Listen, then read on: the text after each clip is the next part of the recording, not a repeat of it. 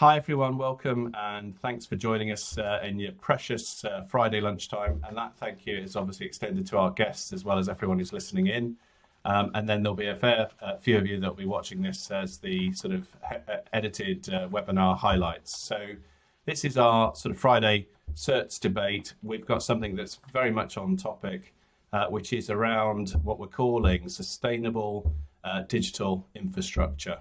So what I'd like to do is I'm going to introduce you to our panel in a second. But before I do that, I just want to remind you all that it is interactive. We've got a chat window at the side, so you guys are able to put in a question, and then I will do my very best to keep an eye on those questions. And you can ask the panel generally, you can ask anyone individually, and we'll make sure that we cover off those questions as best as we can. I think the other thing to do as well is we've got the topic sustainable digital infrastructure. We're going to sort of switch it around a little bit. We're going to attempt to sort of a definition of that towards the end, because I think it'll be the discussion that we have between all of us that will then sort of probably give us a good idea of what we mean by sustainable digital infrastructure. So we've got some fantastic guests.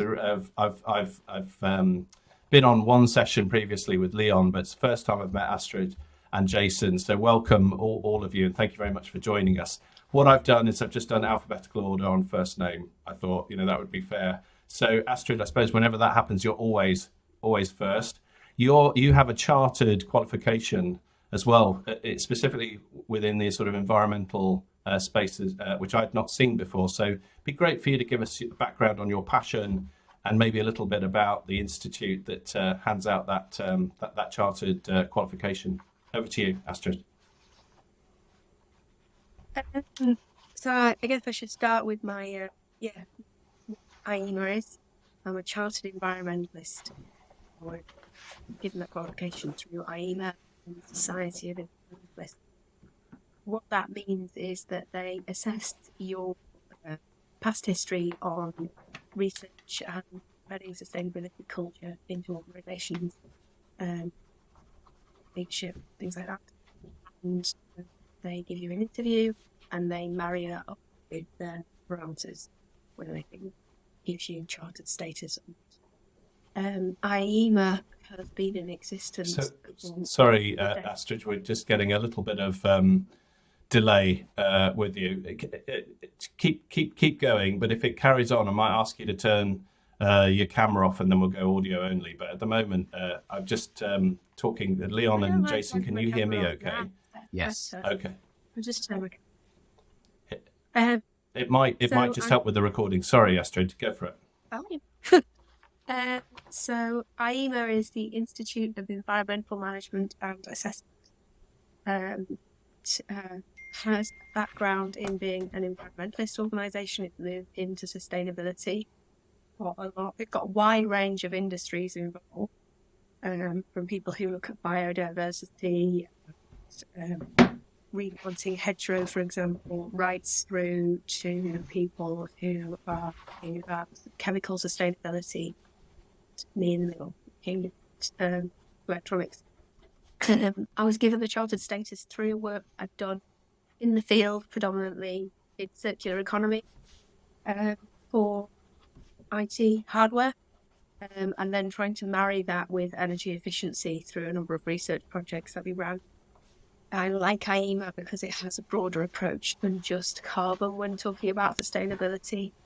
It's got a long history of operating, so it's not jumping on legislation that's up and coming now or issues that are in the press now.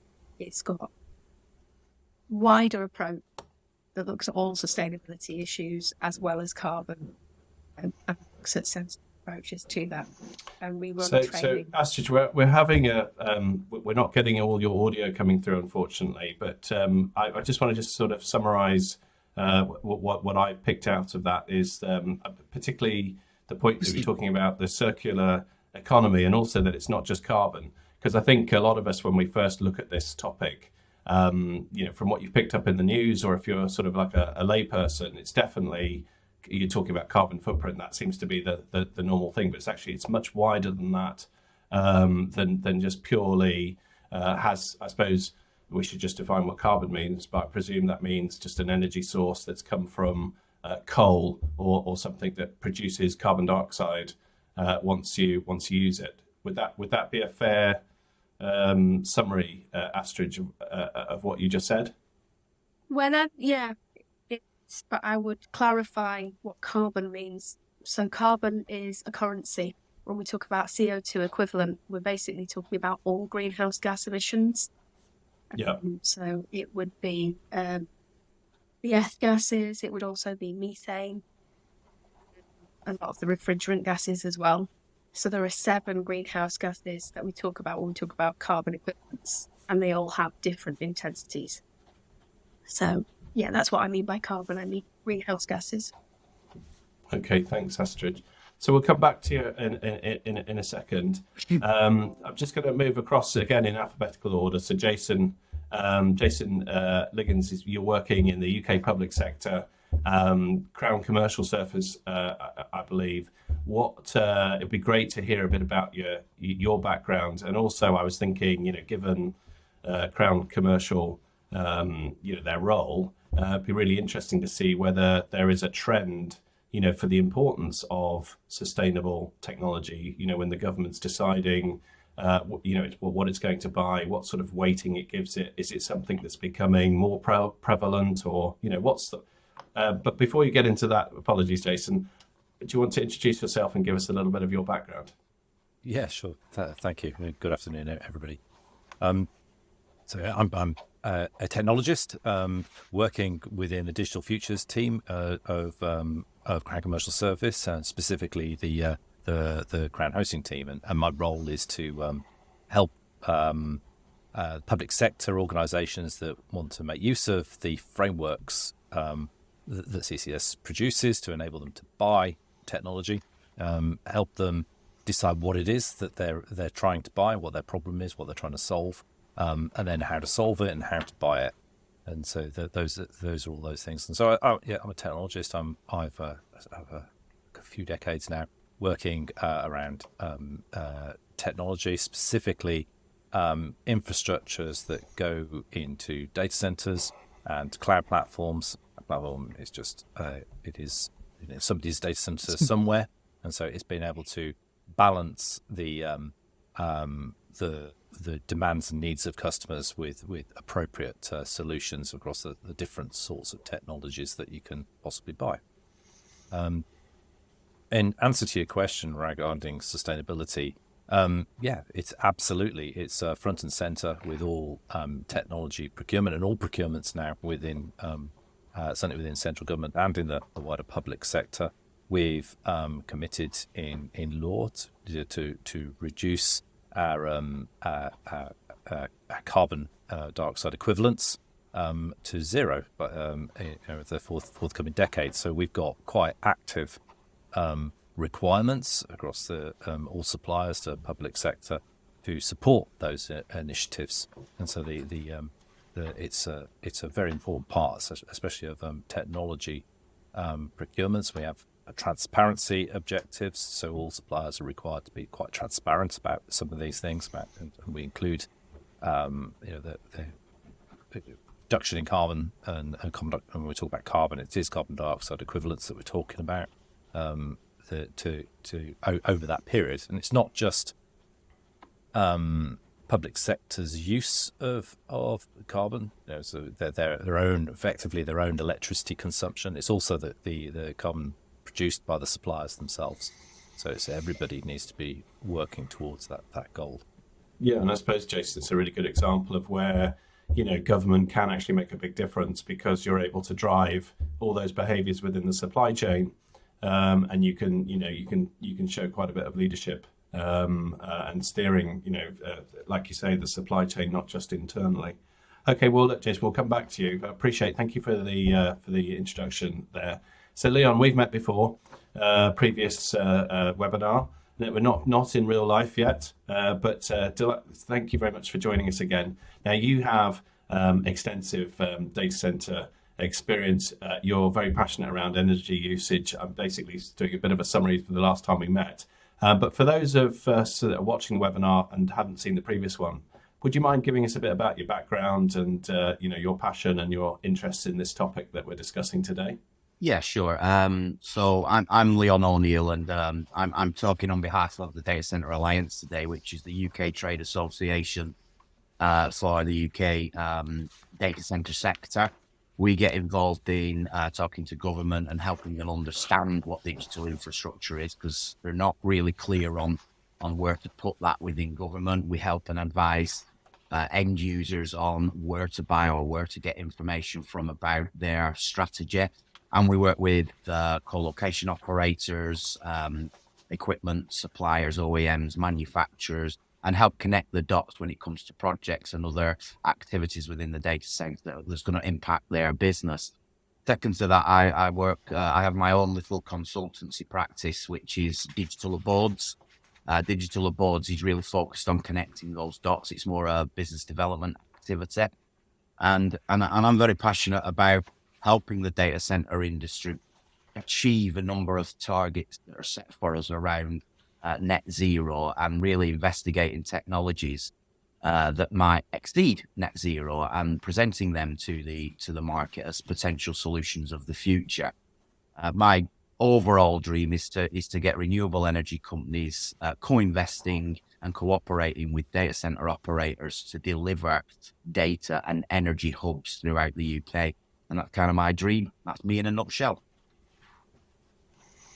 Brilliant. Thanks, Liam. And I'm thinking that level of coordination is probably going to require some public sector steering as well, either in sort of the capacity that Jason's described, or at some sort of legislative or some sort of strong direction of travel.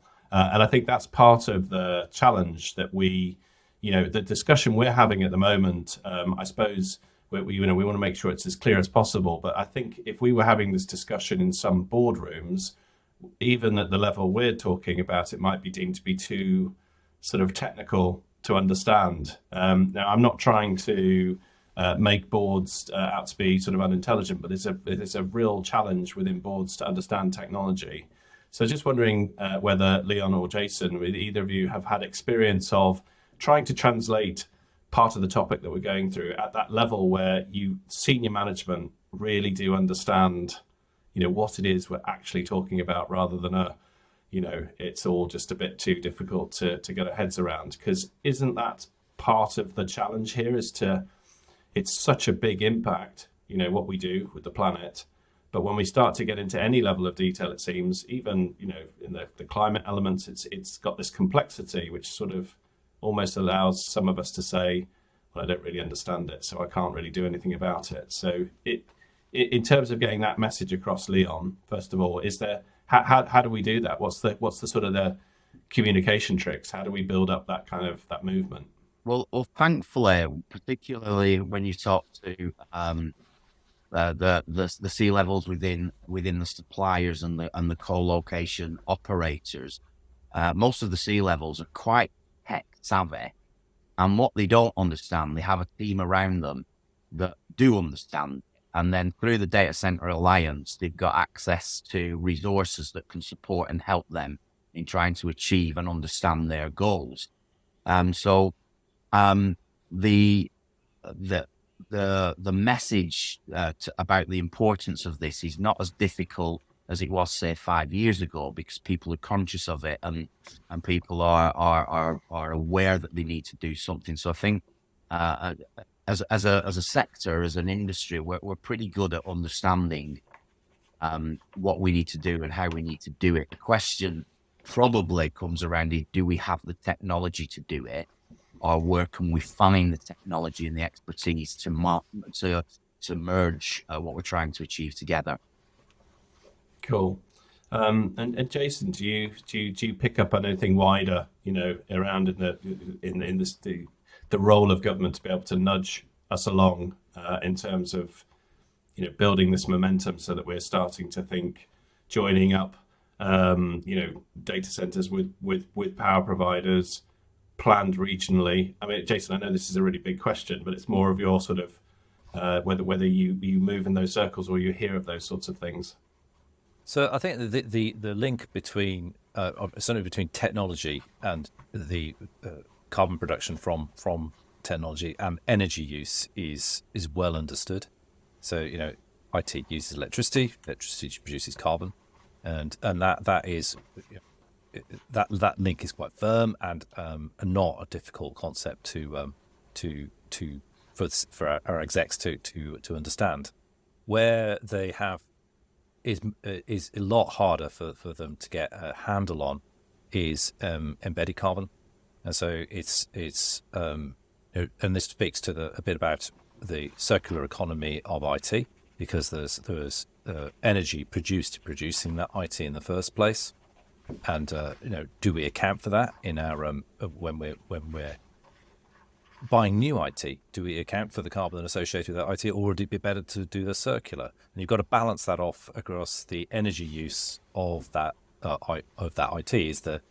Is the new IT more energy efficient than the old IT, and where does the two graphs? So Jason, sorry to interrupt. So just you used the term embedded carbon, and then you used the term circular. Could you kind of just explain the differences between those terms for the audience, and actually also for me? I can take a guess, but I don't want to assume I know what that is. So when you make something, when a factory produces something, it takes energy, or there is energy used in the extraction of the materials from the environment. So you mine up for metals, that takes fuel for vehicles and things like that. So it has an environmental cost, and we can measure that in carbon dioxide equivalents.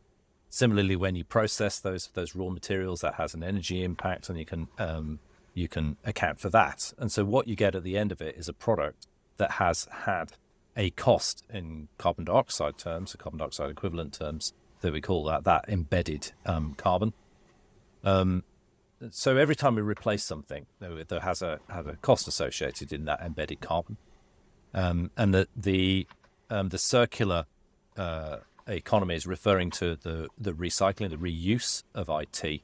So if you've got a piece of old IT that's no use to you anymore, can it be refurbished in a way that it is useful to somebody else?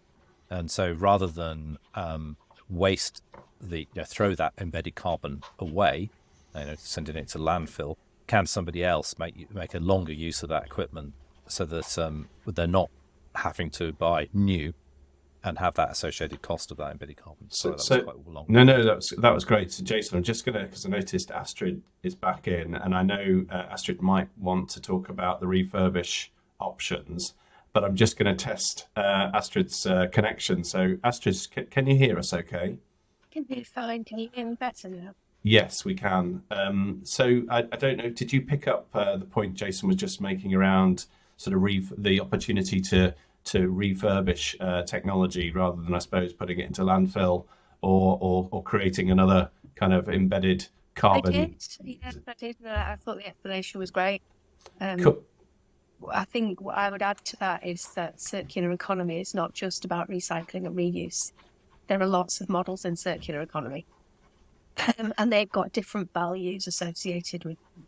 So reuse for IT especially would be a highest value model for circular economy, because it means that you're saving all of the energy that went into the production of the equipment and 100% of the materials. Then you go out and you look at remanufacture, which for IT equipment often means reconfiguration. The energy cost of that is quite low.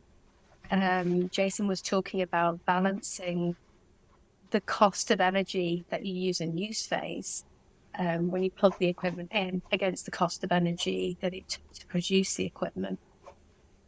We specialise in this. We did a 2-year research project looking at just this, looking at looking at the differences between generations of IT equipment and what difference in energy efficiency was between those generations. We found out that Moore's law is non-existent now, but it's declined for CPUs, which is where most of the energy usage comes from in servers, which opens up more opportunity for circular economy techniques. And that doesn't just mean using refurbished machines, it means upgrading older machines with higher level CPUs and additional memory, and then getting a machine that can outperform the base generation, the base configuration of a new machine. So it's quite a complicated approach. It just means that you have to measure everything accurately, and that's what our tool has been developed to do.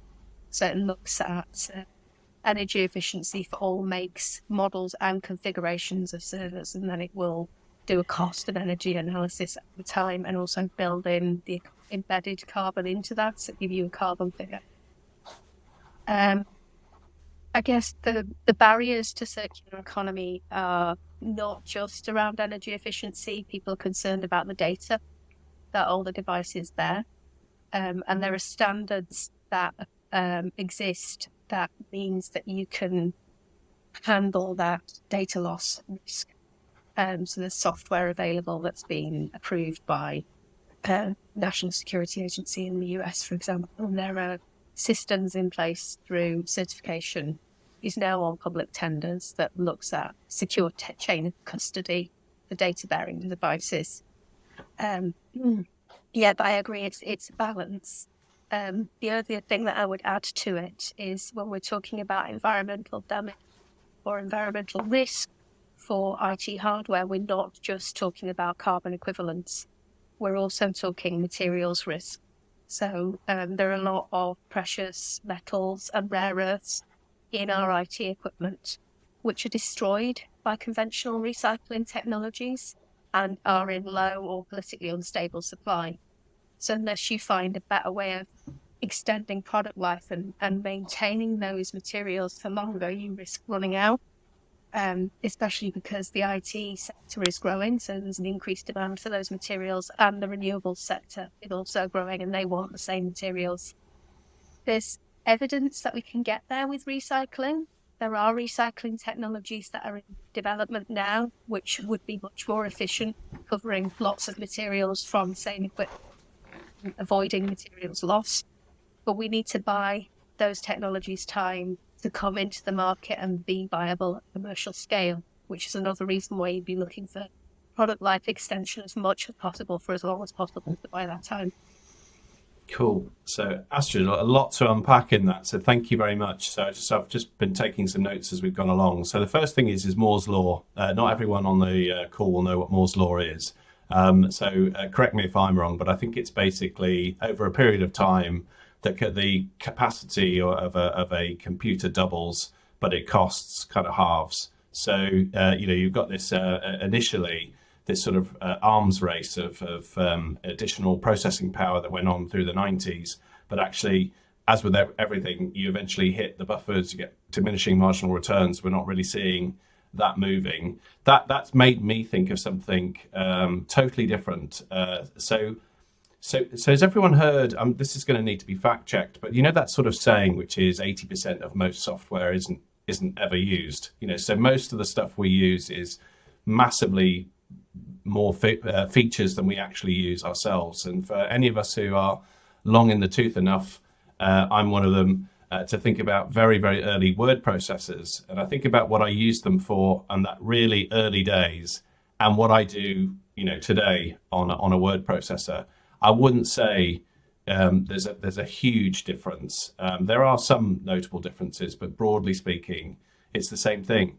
So I'm wondering whether there is another mechanism at play here that we haven't looked at, which is, can we not just challenge the need for increasing CPU power? Isn't that being driven by the software? And look, this isn't a conspiracy theory channel or anything like that, but is there a scenario where actually creating more complicated software actually drives the need for more hardware, and there is a sort of a commercial embrace that then the two sort of drive each other? And what we're trying to do is sort of deal with the symptoms of all of that, whereas actually maybe we should be looking more about what's the economical what's the climate impact of a major software upgrade?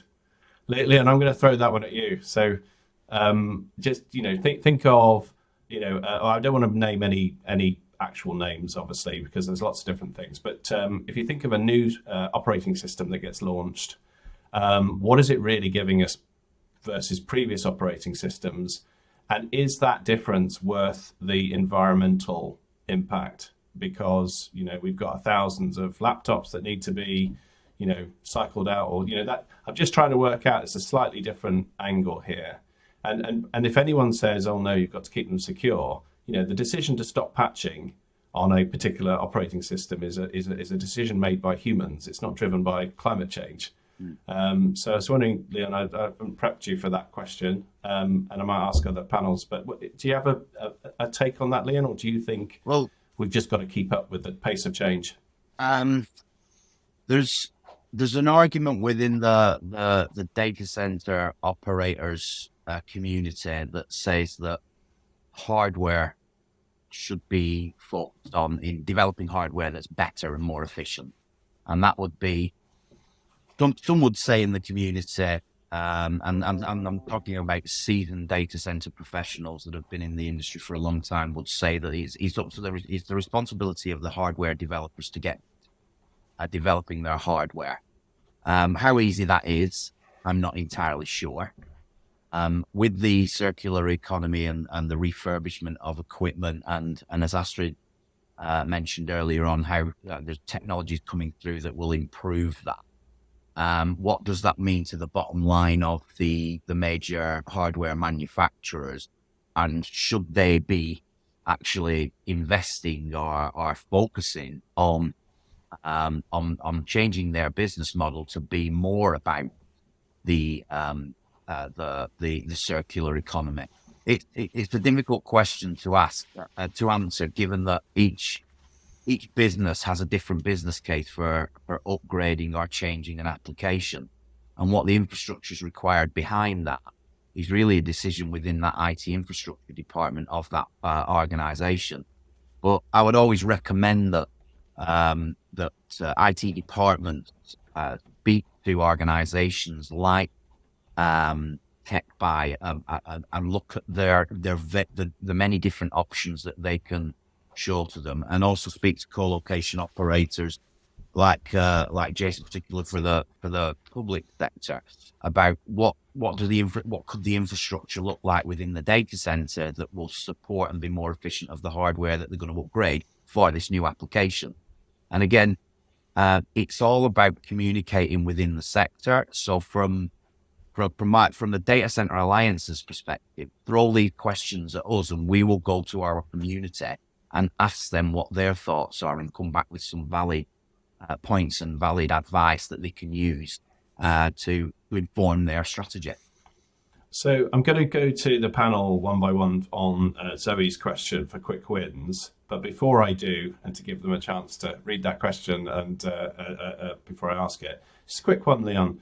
Now, I might have got this the wrong way around, but when you look at data centers, there's a tiering. I think there's a standard like a tier 1 to tier 4 or something like that. If you think about the team that runs their own data center, so it's a classic sort of on-premise in-house team, if they're getting into anything above tier 1, tier 1 dot something, they're probably doing really well against the vast majority of folks who have got a limited number of resources, etc.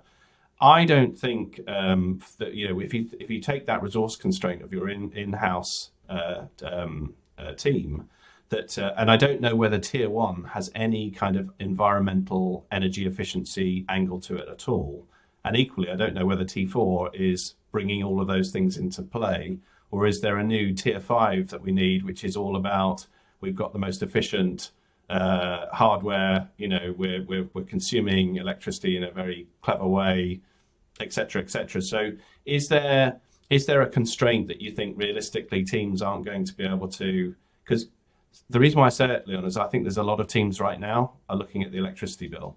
Yeah. Lots of folks are coming out of tariff, and costs are going up 200, 300, 400%. So suddenly it's just sort of landing on the desk. So I wanted to get your view on that, Leon, and then we'll go to Zoe's question, which is about the quick wins. But Leon, just on that sort of, what can you do? Yeah. Well, I'll quickly just explain what the tiering system is. So tier one, there's a number of different elements that make up the tiering, and how you get the tiering accreditation is how well you perform against the ticks in the boxes. But if you think tier one is the least redundant, or least investment required in the data center, and a tier four is the most investment required in a data center. Most co-location operators sit in the tier three bracket, and most privately owned data centers, they will probably sit between tier two and tier three. But there is an argument, particularly with around sustainability, about whether the tiering is relevant in today's market. So if you've got your own data center and you're not essentially a technology company or an IT company, or you're hosting other companies' data, the question I would ask you is, why do you have one anyway? It's not your core business, and there's plenty of absolute experts out there in the market, i.e. co-location operators. Jason and the guys at Crown Commercial, particularly for the public sector, are experts in this, and it makes sense for you to outsource your facilities, your IT facilities, to a co-location provider who does this day in, day out. So that would be my first question to anyone that's concerned about what they're doing correctly within their data center. My first question to that end user is, do you really need a data center? And let's look at the options available to you above and beyond what we call the hyperscalers. Look at independent operators and look at specialist operators as well. And from there, you can formulate a strategy that actually works for the business outputs, rather than, oh, we've got a nice shiny data center. And just to add to that, there is plenty of activity in the M&A market where data centers that are owned by end users are being bought out or bought by co-location operators and being converted into co-location facilities. That is a huge market at the moment. So if you do own your own data center, it's something worth having a conversation with the Data Center Alliance, as we can guide you through the options for you so you can make the right strategic decisions going forward for your business. Great. Thanks, Leon. So I'll start with Astrid. So I'll just read the question out from Zoe, which is there anything businesses can do straight away, it's those classic quick wins that we like to try and find, to help towards a more sustainable digital infrastructure? So Astrid, if I could start with you, just in the quick wins, and it seems a bit contradictory to talk about quick wins and climate because of the nature of the change. But can you hear me okay, Astrid? Yeah, I can hear you fine, thanks. Thank you. Because the first thing I'd just come back on quick wins and climate. I don't think there is a tension there. I think the more steps you can take immediately today when it comes to energy efficiency and materials efficiency, the better, really, especially because carbon capture technologies, for example, are a longer term play. You need to be looking at reductions and efficiencies right now, in any way that you can. So quick wins, look at energy efficiency. That is the key thing I would suggest. There are metrics out there that can help you. There are tools out there that can help you calculate the energy efficiency of your servers. There are also awareness programs that are being run by people like DEFRA on being responsible digital citizens, and just top tips. For example, if you're video conferencing and you don't need to see the other person, you can turn your video off. That will save 90% of energy in some applications. Aside from that, if you are an organisation, I would advise you to look at where the IT is going when you make that IT redundant. It's startling and quite depressing how little attention is paid to that, even by technology providers. It does end up in landfill, or it ends up being carted off by a general recycler. Sometimes that equipment will be in working order. So look at ITAD providers. They are IT asset disposition companies, they give you certified data destruction.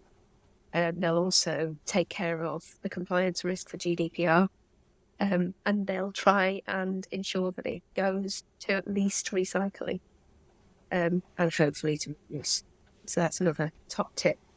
Leon's already covered data centres. I'd also highlight that data centres don't just have standards around energy efficiency. The Data Centre Alliance also has standards around carbon efficiency, around IT efficiency, around water usage, effectiveness. There are a whole host of standards that the data centre sector is aware of and is addressing. So look for companies who are doing that. And also don't be afraid to ask questions of your supply chain. That could be your cloud provider or your data centre, your managed service provider. It could be the people who are selling you the equipment, and it could be your downstream service providers. So ask questions and see whether you can improve every step as much as you can. I don't know if they're quick wins. That's great. Thank you, Astrid. I'll just jump over to Jason next, and then to Leon. So Jason, just in terms of what you've heard, are any other quick wins that you would send out to the audience? Yeah, certainly. There's a couple of really ones I use a lot, and one is to do with the utilization of the server. So if you've got and where you put that server, the physical facilities. So Leon perhaps will be able to comment on what the proportion in the UK of IT is in on-premises facilities, so server rooms in offices, as opposed to co-location. Is probably a better place than I am to know what the current percentage is. But my rule of thumb from a few years ago was 70% of IT that's not in public cloud premises is in small server rooms in people's offices. So this is facilities of 100 racks or less, typically less than 25. The efficiency of those sorts of facilities, because of their nature, the size is just really poor, really bad. We use a metric PUE in the industry, which is it's a combination of how much electricity is used by the IT and how much electricity is used by the building to support it. So for every £1 of electricity you put into the IT, and there's a proportionate amount of electricity more that's used in the building. So a PUE of 2 means £1 for the IT, £1 for the building. And if you've got a PUE of anything higher than 1.7, then it's not looking good from a sustainability and efficiency perspective. So relocate that IT somewhere else where it is better. That's the first quick win, and it's not hard to do. The risk associated with it is not as high as people would think. The other thing to think is go back to that server utilization. If your utilization of a server is in the low percentages, and I see 1 and 2% utilization over time as a figure given to me, then that server could be doing so many other things at the same time, or at other times of the day, and other things. You can use virtualization technologies, go on that digital journey to share that server with other applications. And ultimately, that's what we do in public cloud, what our big hyperscale providers do. They share the IT amongst many customers all at the same time to get a much higher utilization out of the servers. And what we're trying with our digital maturity for everybody is move everybody along that journey. And it's to overcome our fear of using the same IT equipment for multiple things. Can I just add into that? I think they're great points that Jason's made. Other things that I would look at on the servers is check your BIOS settings. A lot of servers are shipped in performance mode. We've just written an academic paper that demonstrates in most cases you can get to that 100% performance still in efficiency mode, and it will save you an awful lot of energy when you're operating at lower utilization. So that's something that's a real easy, quick win. Change the BIOS setting in the servers. Another thing is look at the energy efficiency server by server and configuration by configuration. It's quite a new concept, but that's handling the one in your PUE. It's handling what the IT is actually doing. And there are tools on the market. The power management tools that you're talking about there, Astrid, are really important, because if you can get the IT to turn itself off or like power down during its working life, so that it's not using so much electricity when it's not got so much demand on it, and that's more than just the CPUs. That's the fans in the equipment as well. So that reduces your overall consumption of electricity by the IT. That one. And then you need the data center to be able to pick up on that change and adjust the amount of cooling that it's applied to the server. So you also reduce the amount of energy that goes into the building supplies to cool the IT. And that's it. And that's what the Open Compute standards for data centers, that's what they do. Yeah, absolutely. And also look at configuration of machines. So, the IEEE Transactions on Sustainable Computing that we published demonstrated that you could get a Generation 9 server outperform a Generation 10 server by 36% by changing the CPU and doubling the amount of RAM. These are small changes. They result in massive energy efficiency gains. We've all done that at home. Those of us in the know, that's the oldest trick in the book. That is, give your machine a fresh life. But can I just throw a couple of things in? So, look, absolutely fascinating. I'd never heard of PUE before, Jason. I'm just wondering whether the 1.7 might be a bit tough with inflation of electricity. So we might need to do an adjusted PUE, because the inflation, the cost of electricity is going up so high. I get your point, though. I'm just saying, would we need to look at a slightly different ratio, given that electricity costs are going through the roof? It's still the same point that you're making. I'm just saying, would it still be, got that underlying electricity inflation going on? So it's a multiple Okay. a PUE. So whether you're paying £1 for a unit of electricity or £10 for a unit of electricity, the multiple doesn't stay the same. What you need to do to reduce your overall cost is get that PUE figure even lower. Right. So rather than being 1.7, below 1.5, below 1.3, and it's a it's a physics ever diminishing returns as you get lower, because it gets so much harder to do as you get to a lower figure. But from an energy usage perspective, and the amount of not just pounds that you spend, but all the carbon that you produce as a result of using that energy is reduced, the lower that you can make that PUE figure. Cool. So we've got a question around sort of power source, which I'm going to introduce sort of towards the end with some other discussion around sort of alternative sources of power. But before we go there, just on the maturity assessment that you guys are talking about, if you're in the public sector, Jason, I presume it's a pretty well-oiled route to contact you guys and to have a look at the setup in particular government departments, etc. What about the private sector? What about the big group of, well, I say big actually, sorry Leon, I don't know what the numbers are, but I'm just trying to think of all the folks that are still running their own data centers. They're doing their very, very best, but they probably aren't in any alliance. They don't have the sort of the what's the word? The sort of the coordination that's coming from people like Jason to get the most out of the public pound that's being spent. So what's available in the private sector, other than maybe Jason sending me a letter saying, "Hang on a minute, you're in our supply chain. We don't like that sort of stick approach." Is there any resources available to the private sector who can reach out to get hold of these best practices? Yeah. Whilst they're still trying to sort of work out what their overall data center strategy should be as far as its impact on climate, etc. Sorry, Leon. Yeah, sure. Again, the Data Center Alliance, being a non-profit organization, is there for people to ask questions, pose those difficult questions that they don't know how to answer or where to go for resources. by being a member of the Data Center Alliance, we're able to then put them in front of the likes of Catherine or Zoe or Michelle that's watching this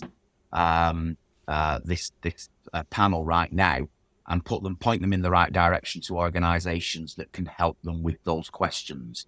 That's the value of the Data Center Alliance. It's not just about those that work in it; it's about those that need help from it as well. So there's lots of resources available. It's just got to know where to find them, and the Data Center Alliance can help you do that, regardless of what the challenges are. Cool. Thanks, Leon. So I wanted just a couple more topic areas to go in, and obviously we'll take questions as they come in. But Michelle had mentioned, is there a case for more solar power in government buildings to support where we're getting power from? I wanted to just introduce that into a slightly wider thing about, are we going to break out of the carbon dependency? It is literally one of the most important questions of our time. Yeah. If you are someone who, keeps an eye out on, LinkedIn and email, so I'm not saying this is by any way a good way to research these things, but I get a feeling that hydrogen's starting to creep into the news feeds a little bit like EVs were, 10 years ago. And there's obviously a lot of misinformation when you look online how far we've actually got down the road or not. But if we made a transformational breakthrough and we were able to have hydrogen power and any other non-carbon based supply, what is that a complete game changer for us? Or actually, and I'm just thinking Astrid might say, well, it is for power consumption, but there's still all those other impacts that we make on society. But just on the power side, how great would it be if we had a hydrogen breakthrough? Well, there's still always the concern of the danger of hydrogen. That will always be in the back of people's minds. And if we could flick a switch and find a way to generate emission-free power, that would be the game changer that changes the world. But then some people might argue that actually that will put an imbalance on the global economy. It could impact the global economy quite badly.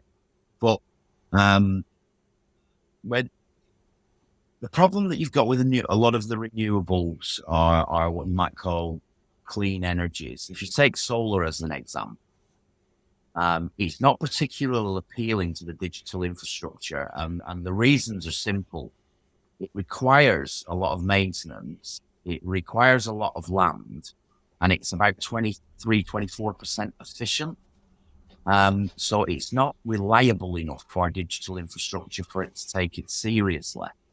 And that's what really drives data centers, our digital infrastructure, is it available at all times? And what is the impact of losing its availability on the businesses or the community or the wider world? So there's still a lot more work needs to be done. And there's still a lot more understanding about the technology and the safety of it. So I guess we've just got to help organizations that are doing the R&D and the development of these products get the resources that they need to make public or the general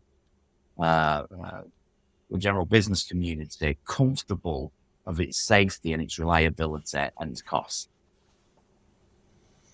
Yeah, and I think just trying to play back when Jason was explaining the difference between embedded and circular, I think if you've got any kind of power supply that sort of can change, you quite often try and solve that by putting it inside a battery. And obviously really large batteries probably have an embedded carbon impact, because you're having to create batteries for the first time. So it's this thing. Jason, also you mentioned physics, didn't you? So it's you can't create or destroy energy sort of problem where you're sort of going around a loop, and so you think you found something, but actually you look at it in the balance, and there's something else that's sort of holding us back. So is there anything you see in the future from an energy point of view, there could be a silver bullet. And by the way, Astrid, I don't want to leave the audience with any kind of silver bullet feeling, because I think it's the last thing we want to do, because it's a very, very real situation that we're facing. And we'll get into that just before we sign off. But Jason, are you aware, R&D side and people that are approaching you about some potential alternatives or breakthroughs? So I think I sort of talk in my hopes and dreams in a personal capacity rather than what I may know what's going on elsewhere. But one of the I would like to see a closer link between sustainable sources of energy and the use of the electricity that produces, or the use of the energy that produces, to crack water for hydrogen. So we talked about storing the electricity in batteries, but another way of storing the energy is in the hydrogen gas. So and use that as that gas battery. 'Cause the problem we have currently with hydrogen, certainly in the UK and hopefully the world as well, is the majority of it is not green. It's from cracked oil, and so it's still a valid use, but it's not it's not as sustainable as it could be. If we can crack water, then that's much more sustainable than using oil. Okay, and you use the phrase "crack water."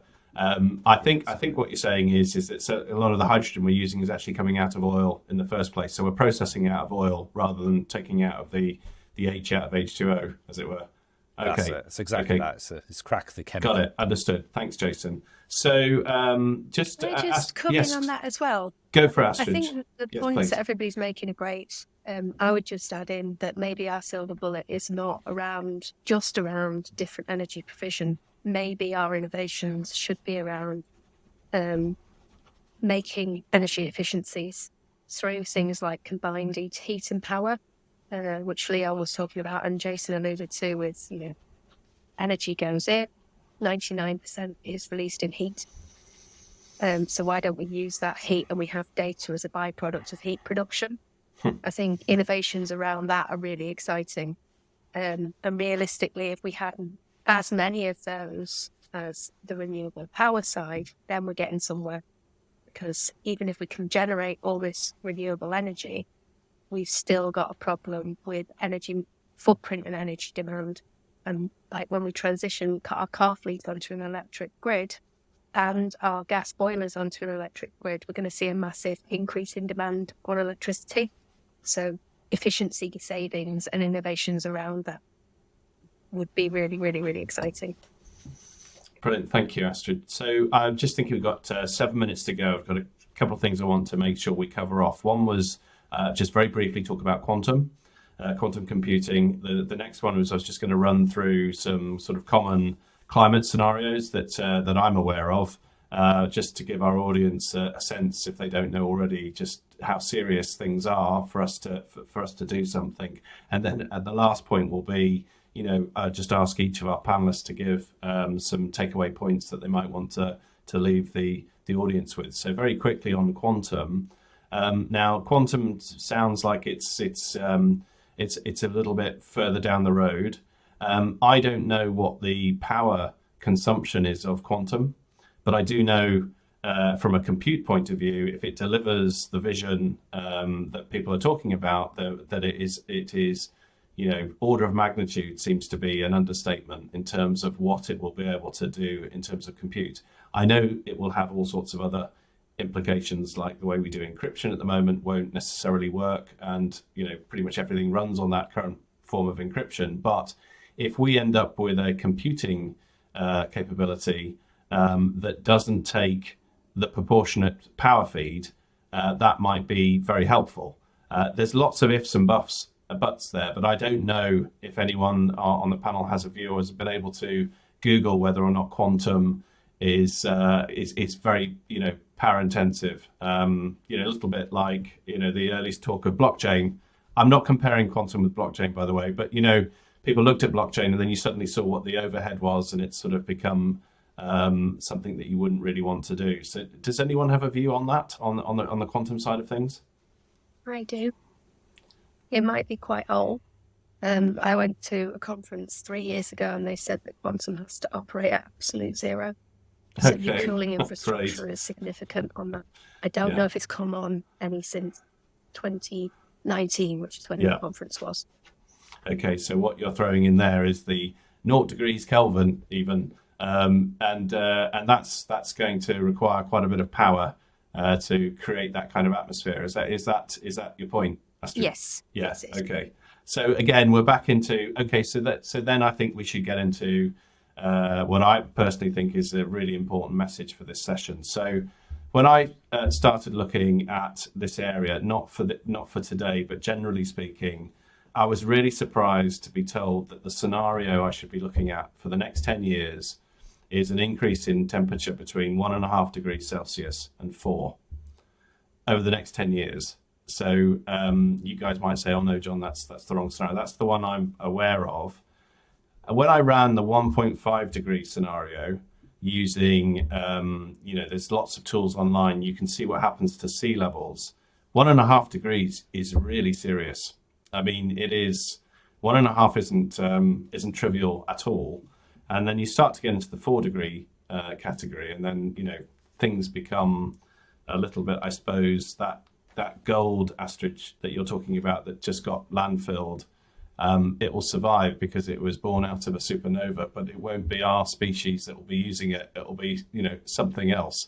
So what's I just don't want us to understate how serious the challenge we're facing.